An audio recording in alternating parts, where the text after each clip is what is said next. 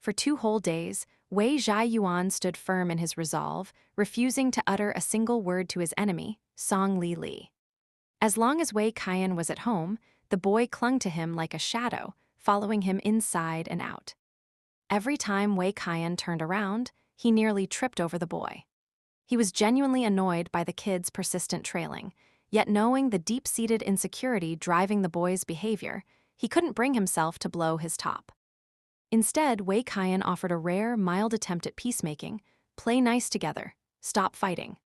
Coming directly from his big brother, the words carried the weight of an imperial decree. Wei Zhaiyuan had no choice but to accept the mandate, begrudgingly re-establishing a tense friendship with little Bao, his heart still simmering with resentment. When it came to competing for favor, little Bao simply wasn't in the same league. She was fundamentally unequipped for such emotional maneuvering, lacking the sharp instincts required for the trade. For instance, the moment Wei Qian pushed the door open, he would find Wei Zhaiyuan quietly wiping down the table with his head bowed, while little Bao sat on the sofa watching television, completely oblivious. Since she had just returned, Wei Qian didn't want to pick a fight with his sister, merely offering a couple of mild admonitions. Yet in stark contrast, he handed Wei Zhaiyuan an extra 10 yuan note as pocket money. The following morning, a red-eyed little Bao scrambled out of bed early, huffing and puffing as she scrubbed the house clean before noon. Wei Zhaiyuan watched her frantic efforts with a cold, mocking sneer. Sure enough, when Wei Qian returned that evening, he didn't even notice the spotless floorboards.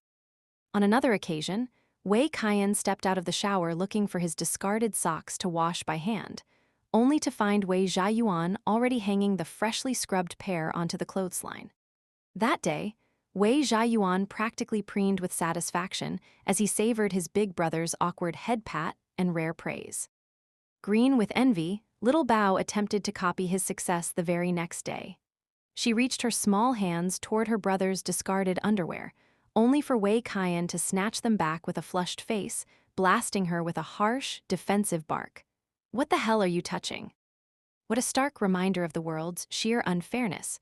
Wei Zhaiyuan and little Bao are, after all, members of the very same species.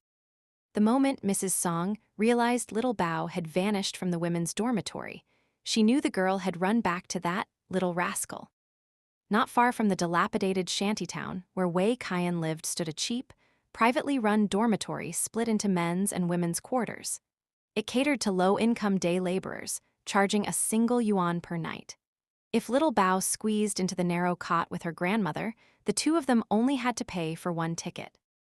Mrs. Song's original plan was to save up a bit of cash, find a small, cheap room to rent in the city, or, if worst came to worst, take little Bao back to their rural hometown together. She hadn't anticipated that the mere mention of going back home would send the girl running. Little Bao refused to abandon the only home she had known for nearly a decade. Ever since the girl fled, Mrs. Song had been loitering around Wei Qian's neighborhood every day, sneaking around the alleys to catch a glimpse of her granddaughter whenever Wei Qian was out. As the year drew to a close, the winter cold grew increasingly vicious. A young woman in the dormitory contracted contagious tuberculosis, sparking a frantic, disorganized mass exodus. People fled in every direction, nervously checking their own throats for coughs and low-grade fevers.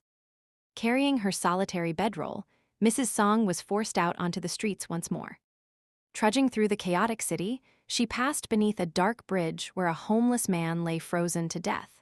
She paused, noticing how the corpse had been completely ignored in the bitter cold. It wasn't until late afternoon that a middle-aged couple passing by stopped to check, finally calling the authorities. A police car soon arrived to haul the body away. From the whispers of the gathered crowd, Mrs. Song learned that had the man survived, he would have been sent to a shelter or forcibly deported back to his registered hometown. Hometown. Mrs. Song looked up at the pale, leaden sky of the northern city and thought to herself, New Year's Eve is almost here. Why don't I just go back? Yet could a lonely, widowed old woman truly endure spending the festival all by herself? Lowering her head, Mrs. Song wiped away a trail of freezing snot, steeling her heart to throw away what little dignity she had left.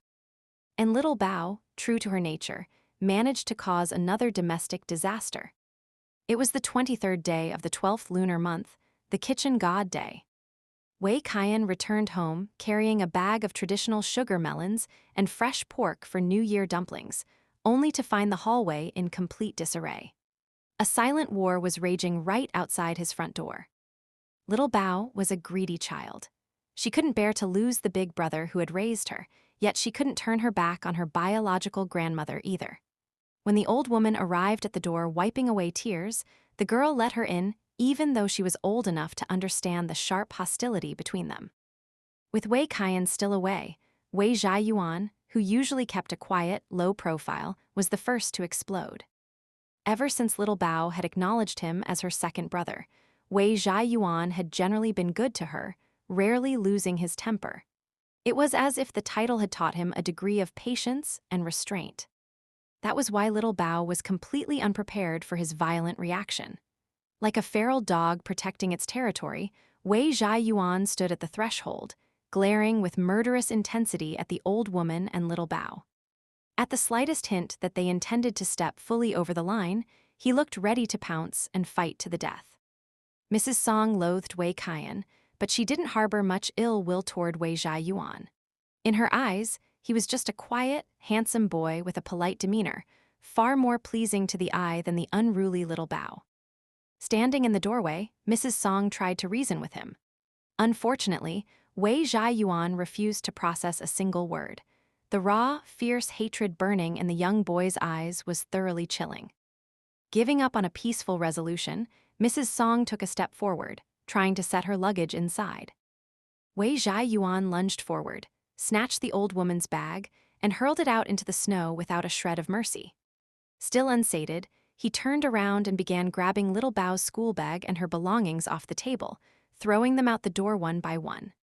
Then he bolted into the small bedroom, tearing the pillows and blankets off little Bao's cot and flinging them into the hallway in a blind fury. If only Song Li didn't exist. If only neither of them existed. Wei Zhaiyuan was completely consumed by rage, his mind echoing with those venomous thoughts. Little Bao tried to shove him back, but Wei Zhaiyuan countered with a harsh push, sending her sprawling onto her backside. "Traitor!" He pointed a trembling finger at her nose, hiding his true, selfish terror behind a righteous accusation. "You're nothing but a big traitor." Little Bao tried to defend herself. "I'm not a traitor, that's my grandmother." Wei Zhaiyuan spat. "Bah, she's a shameless old hag." Hearing her grandmother insulted, little Bao lost her temper as well, jumping to her feet. "You called my grandmother names? What right do you have to talk to her like that? This is my house, my brother, my grandmother. You don't even belong to this family. Get out." Wei Zhaiyuan froze, the words dying in his throat. The intense heat of his anger drained away instantly, leaving him cold as he realized the absolute truth of her words. He had almost forgotten, this was indeed not his home. Wei Kaiyan was not his biological brother. He possessed no right whatsoever to decide who was allowed through the door and who was cast out. His rage evaporated, leaving him standing there in stunned, humiliated silence. His face flushed bright red with a mixture of shame and despair. In a single instant, his fragile young pride was shattered to pieces. Little Bao regretted the outburst the moment the words left her mouth. Yet her awkward, stubborn nature prevented her from taking them back. She stood her ground, wearing a capricious, defiant scowl. The two children stood in dead silence for a full minute. Then, without a word, Wei Zhaiyuan brushed past her and walked out the door. Realizing something was terribly wrong, little Bao called out softly, "Second brother." Wei Zhaiyuan didn't even pause. Empty-handed, he marched out into the freezing wind with a bleak, resolute determination. He gritted his teeth, thinking, "Fine, it's nothing. At worst, I'll go back to fighting wild dogs for food scraps behind the dumpsters. I'm 3 years older now, I'm practically a man. I can handle wild dogs, and if I run into abusive adults again, I'll beat them with an iron pipe." Like a tragic hero, setting off on a one-way mission of no return, he dove blindly into a man's hard-set chest. The familiar, acrid scent of cheap tobacco wrapped around him as a heavy arm caught his back. In that singular moment, Wei Zhaiyuan's resolve fractured. His fierce, independent facade crumbled, transforming him back into a vulnerable, frantic child. Burying his face into Wei Qian's coat, Wei Zhaiyuan gripped the fabric with a desperate, iron hold. He stood dead still, refusing to let his brother step past him, refusing to lift his head, desperately trying to swallow his tears as his small hands crumpled the coat into tight folds. Wei Qian looked up, taking in the scene. The scattered luggage and bedding in the hallway, Mrs. Song's face shifting from embarrassment to stubborn defiance, and little Bao watching him with wide, fearful eyes. Wei Qian took a deep breath. Every instinct urged him to thrash the old hag out of his sight, but looking at little Bao, his precious girl who had finally come home, he felt his grip loosen. He threw in the towel. Wei Qian understood that if he wanted to keep little Bao, he had no choice but to tolerate this frail, insufferable old woman. Even if the lump of resentment in his throat felt as large as a fist, burning to break free. He had prided himself on never bowing to anyone in his life, no matter how low he had been dragged. Yet for the very first time, facing his sister's tearful eyes, he was forced to compromise. After a long, tense standoff, Wei Qian reached out, gently patting Wei Zhaiyuan's trembling shoulder. When the boy refused to budge, Wei Qian used a fraction of force to catch his chin, tilting his head up. The older youth let out a quiet sigh, picked out the largest sugar melon from the paper bag, and stuffed it gently into Wei Zhaiyuan's mouth. Dazedly licking the sweet candy, Wei Zhaiyuan felt the sudden rush of sweetness. He had a sweet tooth, but he couldn't stand the cloying, stick-to-your-teeth sweetness of traditional sesame-coated sugar melons. So, he shifted it with his tongue, parking it against his cheek to let it slowly melt. Immediately after, Wei Qian shoved the grocery bags into the boy's arms, reached under his shoulders, and scooped him up like a stray kitten, carrying him into the house. "Help me wash the vegetables. We're making dumplings tonight," Wei Qian said quietly. Completely ignoring the two people standing in the hallway, he asked Wei Zhaiyuan in a surprisingly soft tone, "Is the sugar melon good?" Wei Zhaiyuan hesitated before nodding. After a second, he carefully rolled the candy back onto his tongue, deciding it wasn't so bad after all. Wei Qian paid no attention to old Mrs. Song, nor did he stop little Bao from helping her grandmother bring her things inside. He didn't offer a hand, nor did he stand in the way. Yet when Mrs. Song quietly slipped into the kitchen, observing his reaction before tentatively picking up a knife to chop the dumpling filling and roll out the dough, Wei Qian remained silent, offering no resistance. Wei Zhaiyuan's heart was heavy with unresolved heartache. Little Bao remained anxious and cautious, while the young man and the old woman reached a strange, unspoken truce. They maintained a superficial, fragile peace, neither winning, neither losing. Mrs. Song had ultimately failed to tear her granddaughter away from the young thug, while Wei Qian was forced to swallow his pride and share his small, crowded home with a woman he despised. Though they loathed the very sight of each other, they treated one another as mere air, coexisting in tense, absolute silence. That evening, little Bao offered an awkward, mumbled apology to Wei Zhaiyuan. Glancing at Wei Qian's face, Wei Zhaiyuan begrudgingly muttered that he wouldn't hold it against her. The matter was laid to rest. Little Bao remained the younger sister, and Wei Zhaiyuan remained the second brother. In the days that followed, they occasionally sat together to compare their winter homework answers. In the past, they had always done their homework in little Bao's small room, which held a proper desk and a tiny bookshelf. But from that day forward, Wei Zhaiyuan never set foot in that room again.